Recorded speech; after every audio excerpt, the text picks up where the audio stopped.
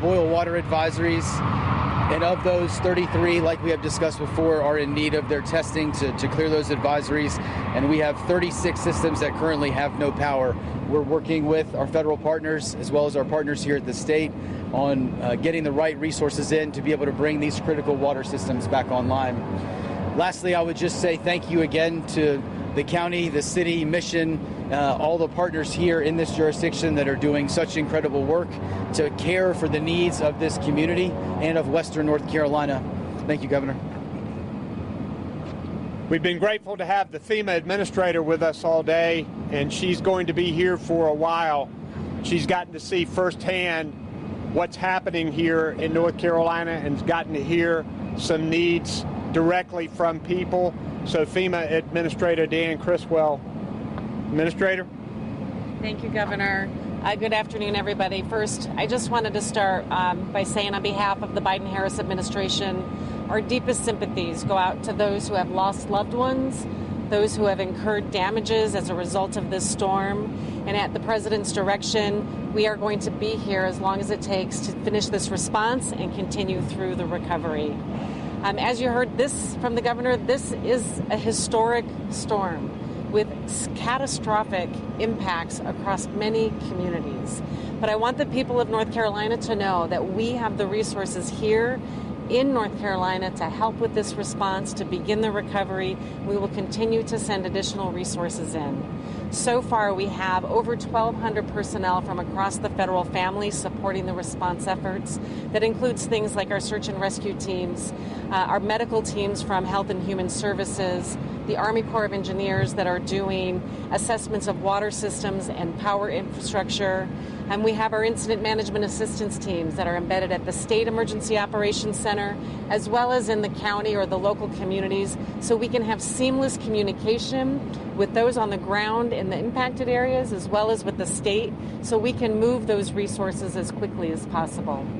I was able to see some of the devastation today while I was with the governor, and we're already starting to think ahead about the resources that might be needed as the recovery is going to continue, or even to provide some rest and relief for the responders that have been working so hard day in and day out since this storm passed. We're going to be bringing in additional DoD medical teams to help support some of the long-term sustainable needs to run some of the medical facilities. We'll continue to bring in additional search and rescue resources as needed. We're going to continue to also bring in the Army Corps of Engineers to start planning. They've already started planning, but more resources for the debris removal, as this is going to have a significant debris removal mission. I think the biggest thing that I can say right now is, again, at the direction of the President, he has asked me to make sure that we have every federal resource available to support the people of North Carolina, and thinking about those resources in perhaps a way that we wouldn't traditionally use them. And he has directed me to stay as long as it takes to ensure that all of our federal family are here supporting North Carolina, and we're meeting the needs that the governor has identified. Thank you. Thank you, Administrator. Our North Carolina National Guard has played a significant role both in search and rescue and in the delivery of commodities. I'm going to recognize the Adjutant General of the North Carolina National Guard, Major General Todd Hunt. Thank you, Governor. And first of all, I want to thank the National Guardsmen for their dedication and service for the state of North Carolina. I'd also like to thank the Asheville Airport for being our partner in helping to distribute commodities through our airlift, which you see behind me. Right now, the National Guard, we have over almost 800 people on duty for this specific event. Our primary responsibility and our primary focus right now is still search and rescue or recovery, and then a relocation, followed by commodities. This morning we brought in 100,000 pounds of water and commodities on a C-17. We've also done 100,000 pounds through our helicopter lifts that we have. We'll continue to service the area. We've hit 8 counties within the region already with commodities. And we're going to continue to push soldiers into the region to help the citizens of the Western North Carolina. Thank you, Governor. One of the major issues we have is ingress and egress, and making sure that we clear roads. We still have some communities that are cut off. Our North Carolina Department of Transportation has been working hard to clear roads and to get roads back open. I'm going to call on our Secretary of Transportation, Joey Hopkins. Thank you, Governor. Good afternoon, everyone. First of all, our hearts go out to everyone here in Western North Carolina. We have employees that are directly impacted by this, as well as everybody else that has friends and families. We have at this time over 300 roads closed due to damage, landslides, rock slides, fallen trees, mud on the road. Some roads are breached, some bridges are gone. Right now, I-40 in the western part of the state is probably the worst damage we have. There's about a 4-mile section where we lost eastbound 40. We are hopeful that we can open 40 on the east side of Asheville in the coming days. Right now, that is open, but it's only open to people responding to the storm. It's not open to the public at this time. The damage is severe, and we're continuing to tell folks, if you don't have a reason to be in North Carolina, do not travel on the roads of Western North Carolina. We do not want you here if you don't live here and you're not helping with the storm. So that'll continue to be our message pushing forward in the coming days. If you've been on the map apps, they are also sending that same message out. So we'll continue saying that. This is an all-hands-on-deck type of event. We have over 1,600 employees working now. We have over 73 contract crews helping us also, and that number is growing every day.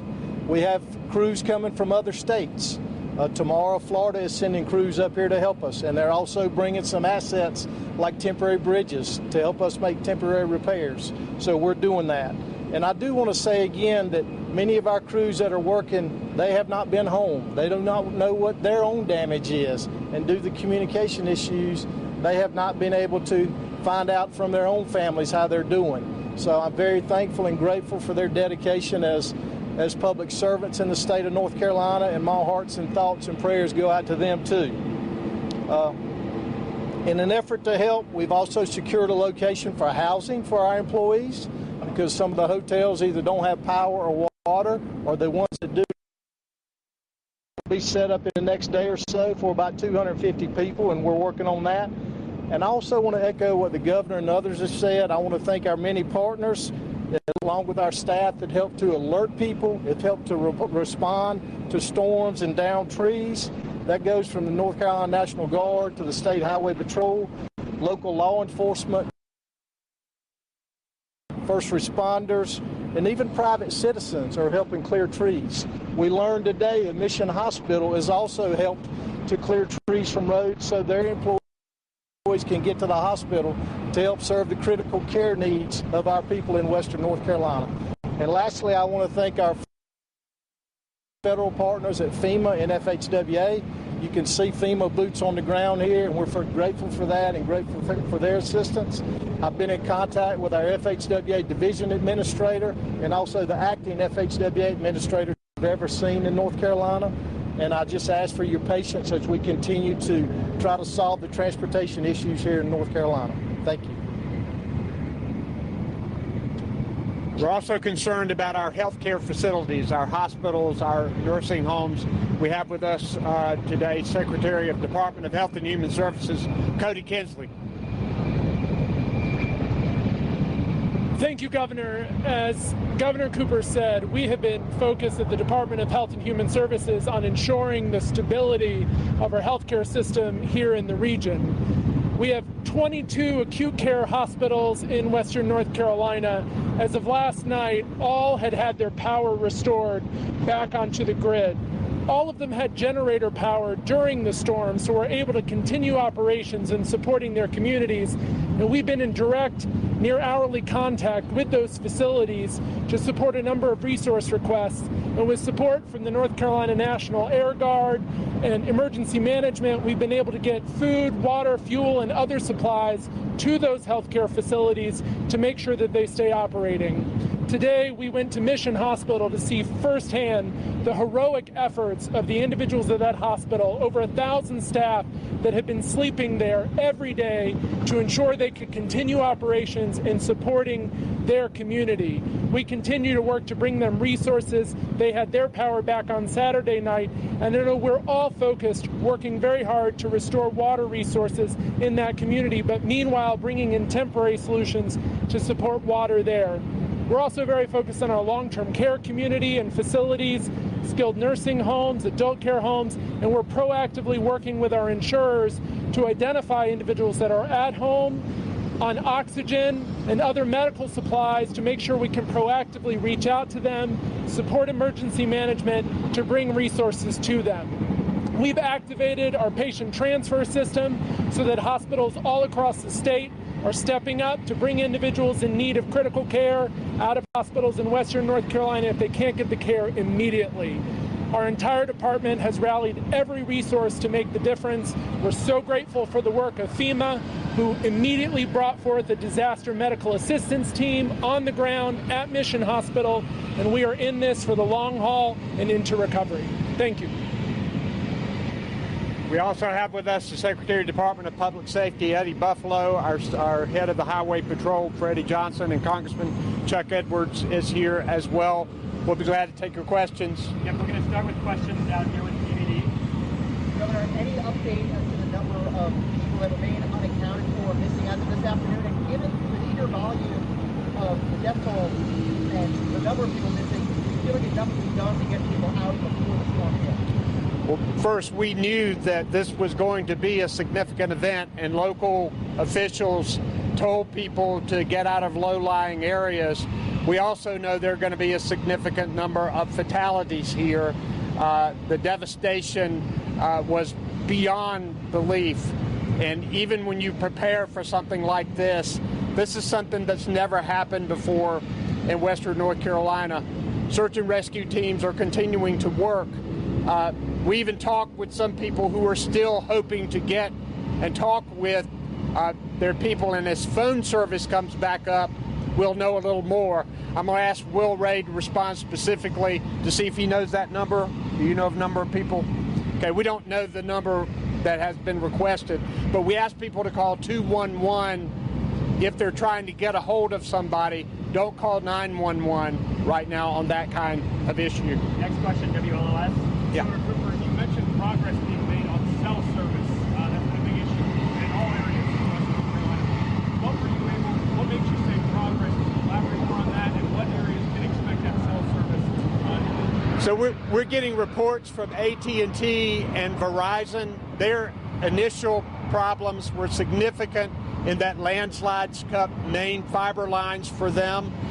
We've asked them and pushed them to bring in their deployable assets, so more of them are getting into the area, and we're getting reports that more and more have cell service. Will, would you want to add something to that? I would say progress is the key. We know we still have a lot of work to do, again, but I think we are pushing our commercial providers as well as other partners across the commercial space to bring in mobile assets of a variety of types to be able to provide to critical sites, to local EOCs, to some of our public safety answering points or other critical facilities. Again, they are very integral to what we do. They're a huge piece of it. We know communications is important for everybody, and so we're going to continue to push and encourage there. Next question right here. Right here, Governor. Sorry. Yeah. Governor, what do you say to the residents who feel that the local and federal response wasn't fast enough following this storm? So first, people are working around the clock to provide help to them right now. Food, water, working hard to make sure that we've got shelters open all across this area, and working to get power back on. When you have a situation where communities are completely cut off, when first responders can't even get in because water is still there and rivers are rising right now as we speak, a lot of work is done. What we want to tell people is that more help is on the way and help is continuing. This is our main mission right now, and this is a massive coordinated effort to help this area, both in the short term and in the long term. Next question right here. Okay, Governor, I spoke with Buncombe County and Asheville this morning. Folks expressed frustration with the slowness in getting orders. Said there was some kind of staff at the state level. They ordered it before the storm and just gave. Yeah, I'm going to let Director Ray answer that issue. So I think as we think about the size and scale of event, that's why we have taken the approach that we have, especially for distribution of water and food.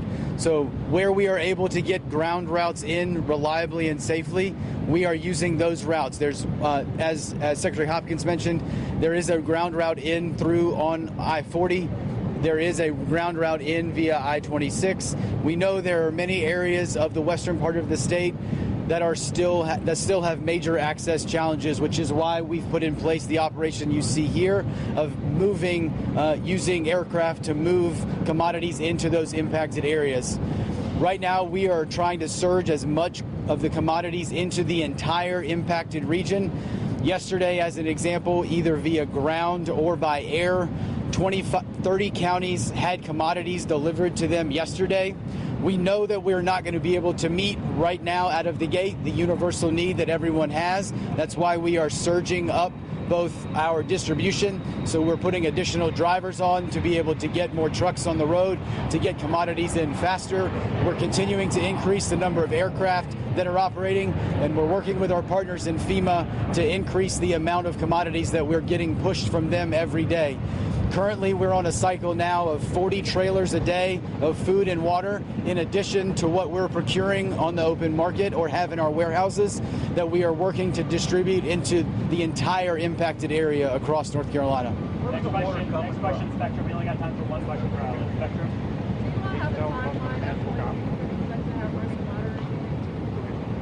I'm sorry, say that one more time. Do you have a timeline of when you expect to have running water? So I think the impact to our water systems across the state, especially here in Buncombe and Asheville, are significant. As the administrator said, we're using some of our partnerships with the U.S. Army Corps and FEMA to get some teams on the ground to determine what is the long-range solution to get these water systems back online, as well as plan some of the mid-range solutions to get the hospital, other critical infrastructure back online so that folks do have running water.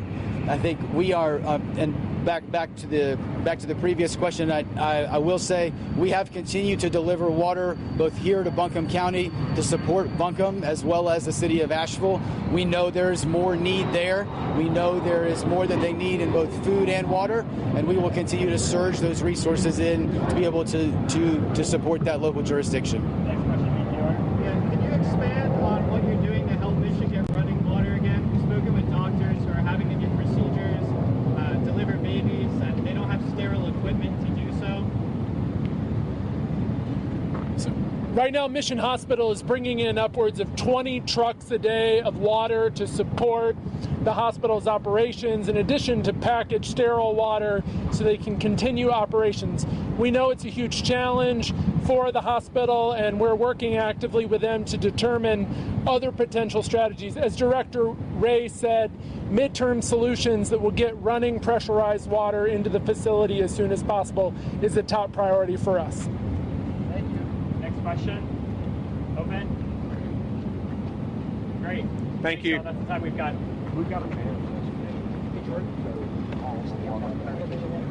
Yeah.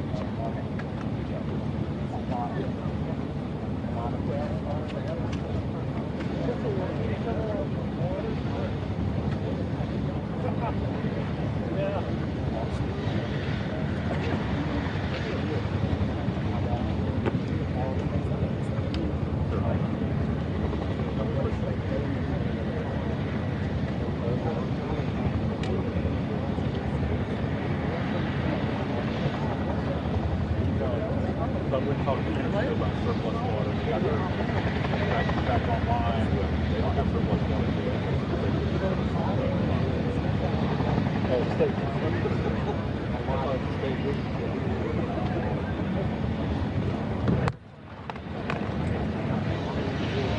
Not sure whose that is.